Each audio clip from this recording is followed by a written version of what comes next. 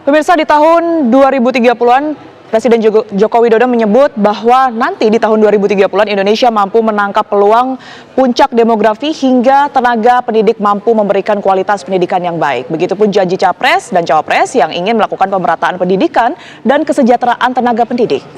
Kemajuan suatu bangsa tidak terlepas dengan peran penting pendidikan yang diperoleh oleh anak bangsa melalui proses belajar dan mengajar.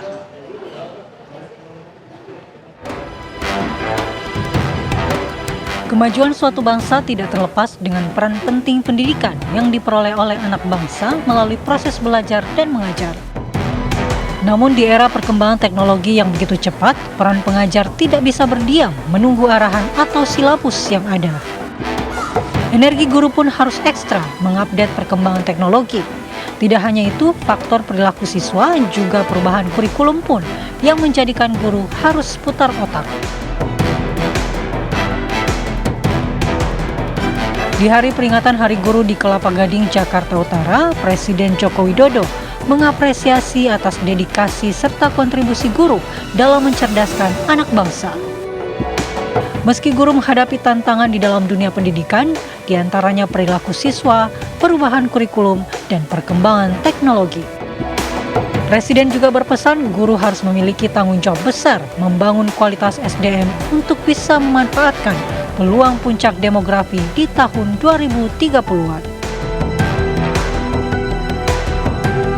Peluang bonus demografi yang akan muncul di tahun 2030-an, 2035 betul-betul harus kita manfaatkan, dan pada saat itu penduduk kita didominasi oleh anak-anak muda. Ini adalah kesempatan emas bagi kemajuan negara kita Indonesia apabila bisa memanfaatkannya. Karena pembangunan, oleh sebab itu pembangunan kualitas sumber daya manusia menjadi kunci. Dan itu menjadi tanggung jawab Ibu dan Bapak sekalian yang hadir di sini maupun yang tidak hadir di sini, yang memiliki profesi sebagai guru. Presiden juga menambahkan tantangan guru di daerah 3T lebih sulit untuk mengejar prestasi siswa-siswinya dikarenakan masih minimnya fasilitas dan infrastruktur di sana. Calon Presiden nomor urut 1 Anies Baswedan di acara deklarasi pendukungnya di Jakarta Utara mengatakan taraf hidup masyarakat harus ditingkatkan. Masyarakat di Indonesia 55% penghasilannya hanya untuk pangan.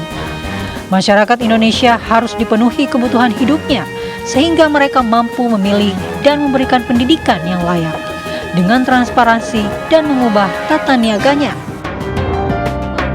Begini, salah satu masalah yang paling banyak diungkapkan oleh orang tua di rumah tangga adalah masalah mahalnya kebutuhan pokok. Dan di Indonesia ini kita rata-rata keluarga menghabiskan 55% dari pendapatannya untuk pangan. Karena hari ini kebutuhan pokok kita yang menyita pendapatan membuat tidak bisa menabung, membuat tidak punya kesempatan untuk mengalokasikan dana bagi kebutuhan rumah, bagi kebutuhan pendidikan, karena habis untuk kebutuhan pokok yang memang harus dipenuhi. Itulah sebabnya ini sangat mendasar sekali. Berbeda pendapat dengan calon wakil presiden nomor urut 3, Cawapres Mahfud MD. Menurutnya masalah pendidikan di Indonesia masih tidak merata, sistem pendidikan dan kesejahteraan guru. Mahfud juga menambahkan masih banyak upah guru honorer di bawah kata layak. Janji Mahfud pemerataan pendidikan dan kesejahteraan guru sudah menjadi fokus utamanya. Selain guru di institusi pendidikan formal, Mahfud juga akan memperjuangkan kesejahteraan guru-guru non-formal, termasuk guru di pondok pesantren dan pengurus masjid. Memang ada banyak hal. Pertama, pemerataan pendidikan itu belum merata di Indonesia. Pendidikan yang baik-baik itu terkonsentrasi di Jawa, kemudian ada beberapa di luar Jawa itu ada ya, ibu kota provinsi seperti Makassar, kalau di timur, di barat sana Padang, dan ya cukup bagus, tapi umumnya itu masih kurang. Kemudian kesejahteraan guru itu sangat menyedihkan. Banyak guru yang honorer sudah bertahun-tahun gajinya tidak sampai 300.000, tapi mereka mengatakan saya akan tetap mengabdi. Sementara itu, Prabowo Subianto lebih menekankan sebuah kewajiban bagi warga negara yang telah mendapatkan fasilitas yang baik, agar berbakti kepada tanah air sebagai cara untuk mencapai keberhasilan kedaulatan bangsa, katanya.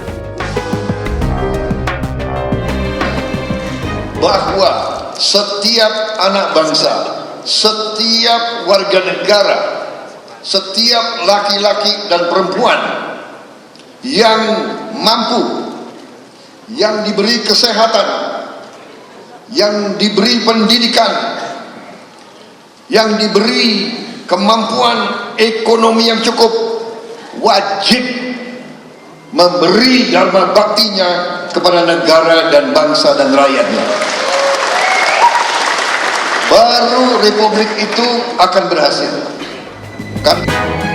Tim TV One mengabarkan.